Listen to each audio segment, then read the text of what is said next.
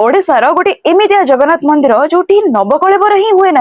पूरी जगन्नाथ मंदिर रीति नीति संस्कृति केते यूनिक आपण ता विषय रे इंटरनेट सारा देखि सारिथिबे।